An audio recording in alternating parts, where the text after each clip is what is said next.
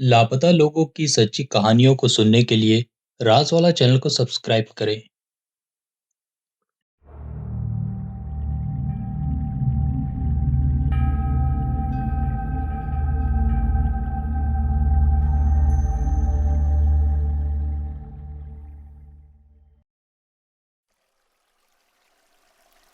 Thelma pollen मेल्टन।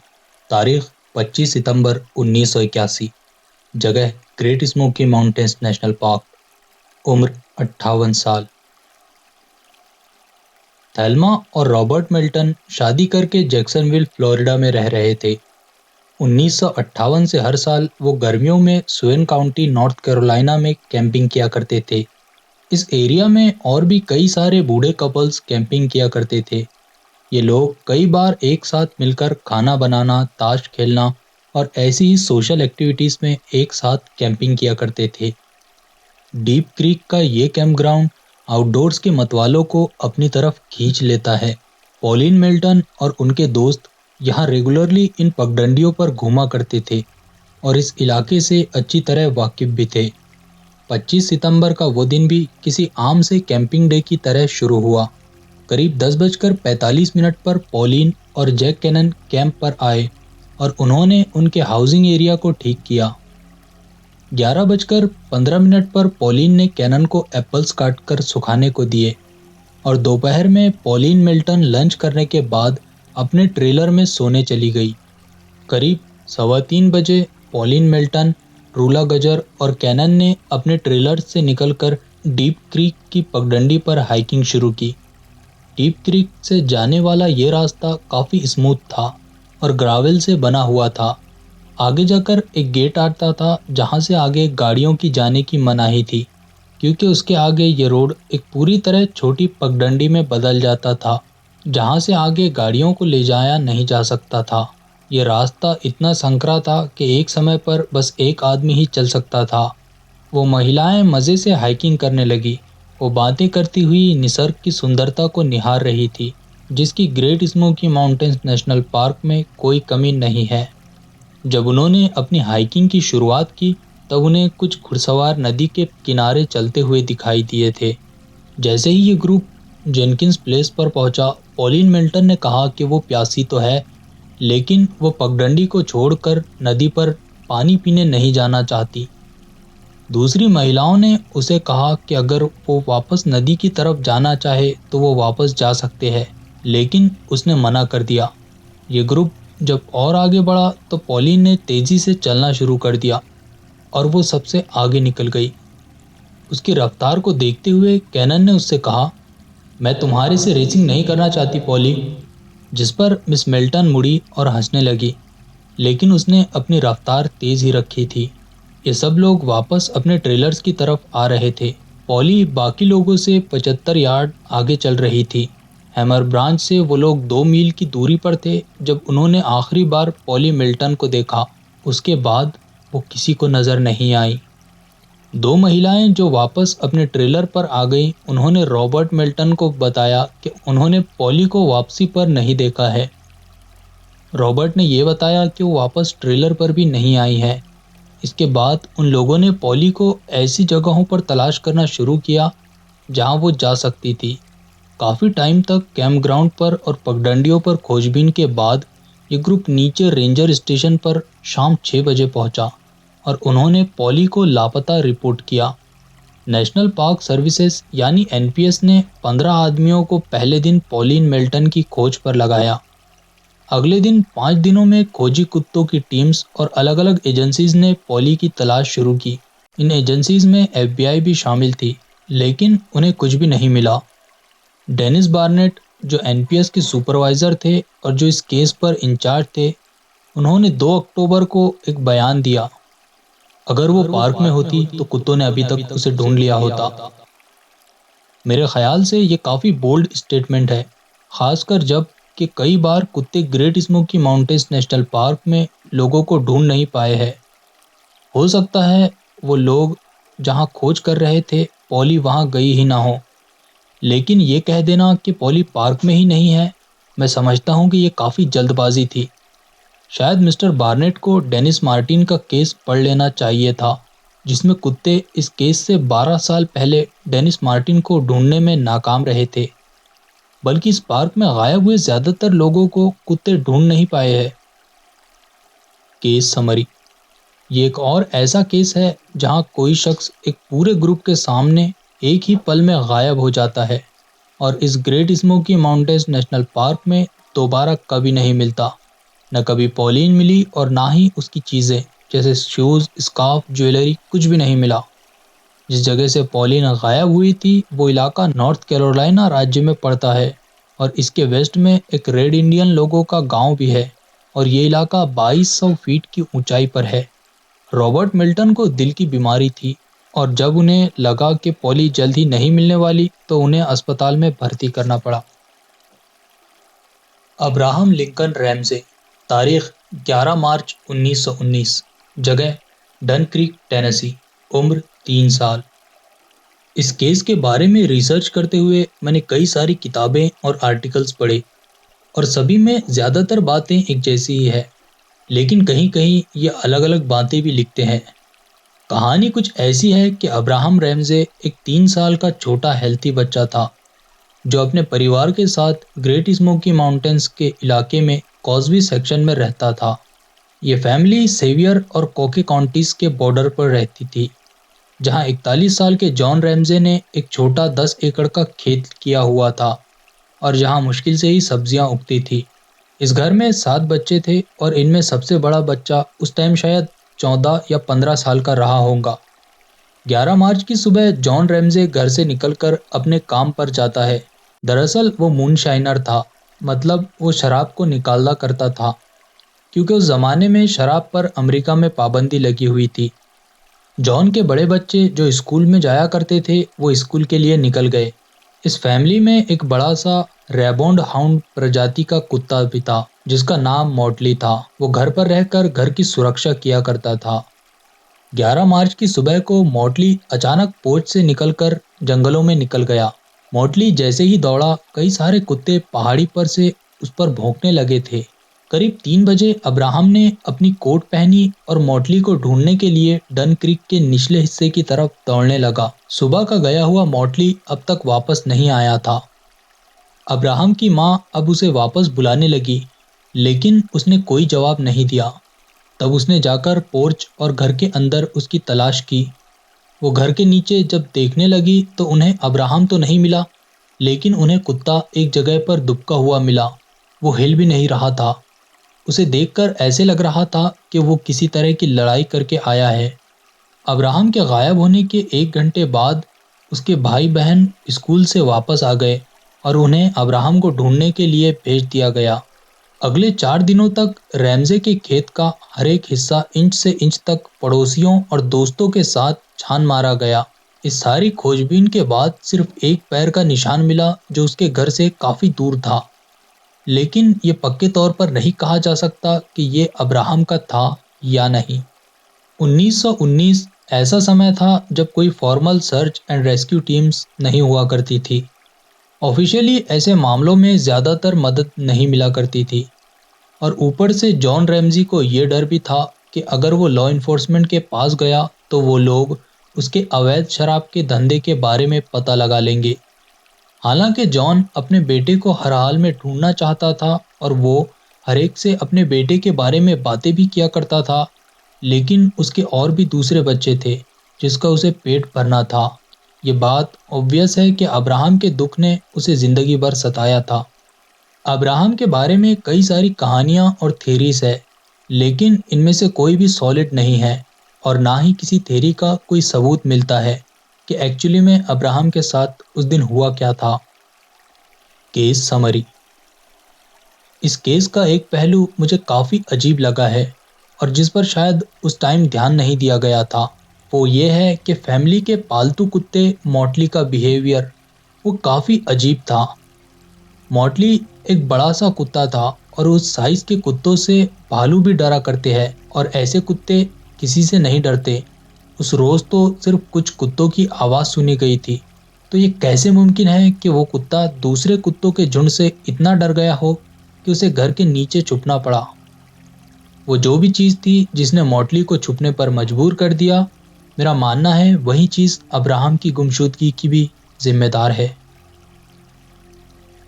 Michael Eugene reel, तारीख 2 जुलाई 1983, जगह Ron mountain State park, Tennessee, उम्र 8 साल। माइकल रील और लैरी डेवेनपोर्ट, ये दोनों के केसेस काफ़ी अजीब है, क्योंकि लैरी सेम एरिया में सिर्फ 15 दिनों बाद गायब हो गया था। लैरी का केस मैं आपको आगे बताऊंगा। अभी बढ़ते हैं माइकल रील की केस की तरफ। साथ ही आपको ये बताता चलूं कि Ron mountain State park great Smoky Mountains National park के नॉर्थ में पड़ता है। माइकल कैंप साइट पर माँ और एक बहन के साथ आया हुआ था। उसने अपनी माँ को कहा कि वो पानी लेने जा रहा है और उसने एक बकेट उठाई और रोड पर चला गया। वो आखिरी टाइम था जब उसकी माँ ने उसे देखा था। जब माइकल काफ़ी देर तक नहीं लौटा तो उसकी माँ ने उसकी तलाश शुरू की और उन्होंने लॉ इन्फोर्समेंट को भी इसके बारे में बताया। जिस दिन माइकल गायब हुआ था उसके अगले दिन वहाँ जोरों की बारिश हुई, जिसकी वजह से खोजियों को कई दिक्कतों का सामना करना पड़ा। शुरुआत से ही लॉ इन्फोर्समेंट इस केस को लेकर काफ़ी फ्रस्ट्रेटेड थे, क्योंकि उन्हें इस पे कोई भी क्लू नहीं मिल रहा था कि उन्हें आखिर लड़के को कहाँ ढूंढना चाहिए। 5 जुलाई 1983 को माइकल की मां ने अखबारों को इंटरव्यू दिया, जिसमें उन्होंने ये आशंका जताई कि शायद माइकल को अगवा कर लिया गया है। जबकि उसी आर्टिकल में आगे ये भी लिखा था कि कार्टर काउंटी के शेरिफ बिल क्रमली ने यह कहा है कि इस केस में जुर्म का कोई सुराग नहीं मिला है। लेकिन token district ranger Bob carry का कहना था कि उन्होंने बहुत सारी खोजबीन में हिस्सा लिया है, लेकिन उन्हें ये केस में साजिश की बू आ रही है। खोजबीन बढ़ती गई, लेकिन उन्हें कोई भी सुराग हाथ नहीं आया। इस पॉइंट पर 30 आर्मी के पैराट्रूपर्स को भी बुला लिया गया था। 8 जुलाई 1983 को माइकल के पिताजी ने प्रेस में इंटरव्यू दिया। उसमें उन्होंने आशंका जताई कि उनके बेटे को अगवा कर लिया गया है, वरना आर्मी के जवान उसे अब तक ढूंढ लेते। 140 ग्रीन बैरेट के ट्रूप्स भी पार्क में आए। उन्होंने 2 टीम्स बनाकर तलाश शुरू की। यहाँ आपको बता दूं कि ग्रीन बैरेट आर्मी की स्पेशल फोर्स होती है, जिसमें बहुत ताकतवर और इंटेलिजेंट लोग होते हैं। उन लोगों ने नाइट विजन गॉगल्स और अपनी स्किल्स के जरिए माइकल को ढूंढने की कोशिश शुरू की। रोज गंध सूंघने वाले कुत्तों को भी लाया जाता, जिससे खोजबीन में मदद मिल सके, लेकिन इसका भी कोई फायदा नहीं हुआ था। ग्रीन बैरेट इन पहाड़ों से अच्छी तरह परिचित थे और उन्होंने डेनिस मार्टिन को यहाँ हफ्ते भर से ज़्यादा टाइम तक ढूंढा था। 10 जुलाई 1983 के हचिनसन अखबार में माइकल की कहानी छपी थी, जिसमें लिखा गया था कि खोजकर्ता टेलर बेली को लड़का मिल गया है। माइकल जिस कैंप साइट से गायब हुआ था उसके महज 2.5 मील दूरी पर ही उसे खोज लिया गया था। जिसे माइकल मिला था उसके मुताबिक शायद माइकल ने अपना काफ़ी सारा टाइम एक कैबिन में बिताया था और जिसे आर्मी ट्रूप्स या किसी भी वॉलंटियर्स ने नहीं खोजा था।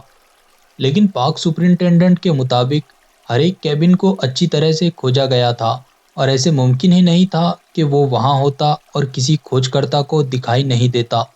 कहा जाता है माइकल मिला था उस जगह पर खोजियों ने पहले भी उसकी तलाश की थी, लेकिन तब वो उन्हें वहाँ नहीं मिला था।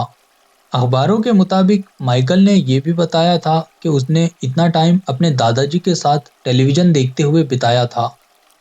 लेकिन रेस्क्यू स्क्वाड मेंबर्स का मानना था कि उसने ये सब हेलुसिनेशन में देखा था। हालांकि जब लड़के को अस्पताल में ले जाया गया तो डॉक्टर्स ने कहा कि वो ठीक है, लेकिन लड़के के ऐसे कंफ्यूजिंग बयानों की वजह से अथॉरिटीज समझ नहीं पा रही थी कि आखिर वो इतना टाइम कहाँ था। बाद में माइकल की माँ का भी एक इंटरव्यू आया, जिसमें उन्होंने बताया कि माइकल ने कई सारी कहानियाँ सुनाई, जिसमें उसके दादाजी से मिलने वाली कहानी भी थी। लेकिन ये काफ़ी अजीब बात थी, क्योंकि उसके दादाजी उसके पैदा होने से पहले ही मर गए थे और वो उनसे कभी मिला ही नहीं था। माइकल ने अपनी माँ को भी देखने की बात कही थी। उसने ये भी बताया था कि एक दिन उसने एक बूढ़े आदमी को देखा जो बियर पीकर नशे में पागल हो गया था। उसने कहा कि उसने उस आदमी से बात नहीं की, क्योंकि उसे अजनबियों से बात करने में डर लगता था। माइकल ने यह भी बताया कि उसने अपने दादाजी के साथ सैटरडे मॉर्निंग में बेकन और अंडे खाए थे, लेकिन उसके सारे रिश्तेदारों का यही कहना था कि उसके दादाजी बहुत पहले ही मर चुके हैं और उसे उनके बारे में कुछ भी नहीं मालूम है। इस केस को लेकर मैंने कई सारे आर्टिकल्स पढ़े हैं। कुछ आर्टिकल्स में लिखा था कि उसके बाल कंघी किए हुए थे और उसके कपड़े भी साफ थे, जबकि दूसरी आर्टिकल में उसके कपड़े गंदे और फटे हुए लिखे गए थे। लेकिन जो भी हो, डॉक्टर्स उसकी कंडीशन को देखकर हैरान थे, क्योंकि इतने टाइम बाहर रहने के बाद भी वो काफी सही कंडीशन में था। Case summary.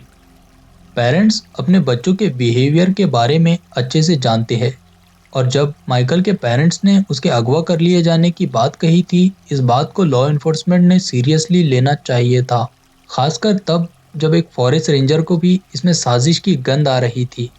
इस बात पर यकीन करना मुश्किल है कि माइकल 7 से 8 दिनों तक बाहर जंगल में रहा, जहां रात में टेम्परेचर बहुत ज़्यादा गिर जाता है और बारिश भी बहुत ज़्यादा हुई थी।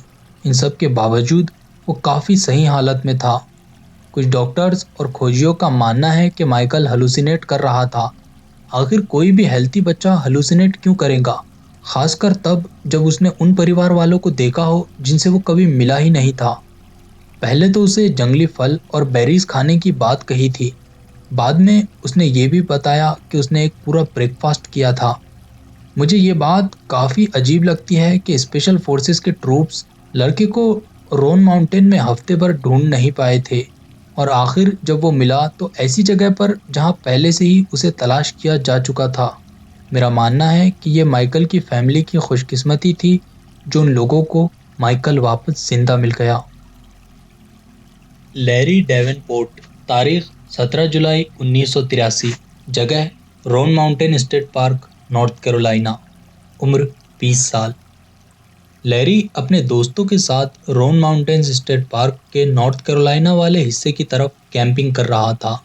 ठीक Great Smoky Mountains National Park की तरह ही रोन माउंटेन स्टेट पार्क के भी दो हिस्से हैं, जो नॉर्थ कैरोलिना और टेनेसी में पड़ते हैं।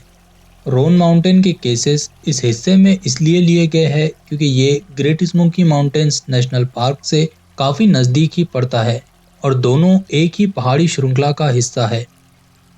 17 जुलाई 1983 को लैरी अपने दोस्तों के साथ एक लकड़ी के टेबल पर बैठा हुआ था। अचानक वो उठा और जंगल की तरफ जाने लगा। किसी ने भी लैरी की इस तरह की बर्ताव के बारे में ज़्यादा नहीं सोचा। कुछ लोगों ने सोचा कि वो सूसू करने जा रहा है। जब लैरी वापस नहीं आया तो दोस्तों ने उसे ढूंढने में फॉरेस्ट सर्विसेज की मदद मांगी। 3 दिनों तक लैरी की तलाश जारी रही, लेकिन इन 3 दिनों में खोजियों को कुछ नहीं मिला। तीसरे दिन के आखिर में खोजियों को एक कॉल आया। कॉल करने वाला लैरी के कैंपसाइट से करीब 8 मील दूर था। कॉल करने वाले ने वहां एक वीरान पड़े घर में किसी आदमी को घुसते हुए देखा था। खोजकर्ता उस इलाके में गए और उन्होंने लैरी को वहां पाया। लैरी पूरी तरह नंगा था और उसने अपने जिस्म पर एक पर्दा डाला हुआ था। लैरी के पूरे जिस्म पर चोटों के निशान थे। वो अजीब तरह की बड़बड़ाहट कर रहा था, जिसका मतलब किसी को समझ नहीं आया, और उसकी बातें कोई सेंस नहीं बना रही थी। उसे ये भी पता नहीं था कि उसके कपड़े कहाँ गए हैं। उसने बताया कि ये पर्दा उसे एक वीरान पड़े कैबिन में मिला था। खोजी कुत्तों और सैकड़ों ट्रेंड खोजी भी लैरी को ढूंढने में नाकाम रहे थे, ठीक उसी तरह जैसे माइकल रील के केस में हुआ था। लैरी को वहां से अस्पताल में भर्ती कर दिया गया था, जहां उसे अक्यूट ब्रेन सिंड्रोम के लिए उसका ट्रीटमेंट किया गया। Case summary. डेवनपोर्ट और रील दोनों के केसेस काफ़ी हद तक एक जैसे हैं, जहां कोई मेल अपने कैंप को छोड़कर बाहर जाता है और जैसे वहां से गायब हो जाता है। दोनों कंफ्यूज और हेलुसिनेशन में थे। डेवनपोर्ट नंगा मिलता है और ऐसे कई सारे केसेस हैं जहां लापता लोगों के जिस्मों पर कपड़े नहीं थे। मुझे नहीं लगता कि ये दोनों महज इत्तेफाक हो सकते हैं। दो लोग जिनकी फिजिकल और मेंटल हालत ठीक थी, वो एक ही पार्क के अंदर 2 हफ्तों के बीच गायब हो जाते हैं। इसमें कोई ना कोई कनेक्शन तो ज़रूर है। J Charles Tony. तारीख 25 मई 1982। जगह Clingman Dome, Great Smoky Mountains National Park. उम्र 17 साल। जे टोनी और उसके 4 दोस्त नॉक्सविल टेनेसी में वर्ल्ड फेयर का फंक्शन अटेंड करने गए थे। वहां से लौटकर वो लोग Great Smoky Mountains National Park में क्लिंगमैन डोम पर आ गए। डोम इस पार्क का सबसे ऊंचा पॉइंट है, जो 6,643 फीट की ऊंचाई पर है। उन लोगों ने अपनी कार पार्क की और हाइक करते हुए चोटी पर पहुंचे और फिर कुछ देर बाद नीचे आ गए। जब वो एक पगडंडी से नीचे आ रहे थे, जे ने दोस्तों से कहा कि वो झाड़ियों में से एक शॉर्टकट लेकर उन्हें कार के पास मिलेगा, लेकिन वो कभी नहीं आया। वो लोग जे के लिए काफ़ी परेशान होने लगे, क्योंकि जे डायबिटिक था और उसे इंसुलिन की ज़रूरत पड़ती थी। उन्होंने फ़ौरन एनपीएस से कांटेक्ट किया और उसे खोजने की कवायद शुरू हुई। जब उन्होंने आखिरी बार जे को देखा, उस वक्त दोपहर के 2:30 बज रहे थे। पहली रात जब जे गायब हुआ, उस इलाके में जोरदार तूफानी बारिश हुई और उसके बाद चारों ओर कोहरा ही कोहरा छा गया था। ये भी अब तकरीबन हर केस में कॉमन हो गया है कि जब भी कोई गायब होता है, मौसम खराब होने लगता है। तूफान की वजह से सभी तरह की गंध मिट गई थी और जमीन पर पैरों के निशान भी मिट गए थे। पहले दिन की खोज के बाद खोजियों को कोई भी काम की चीज हाथ नहीं आई थी।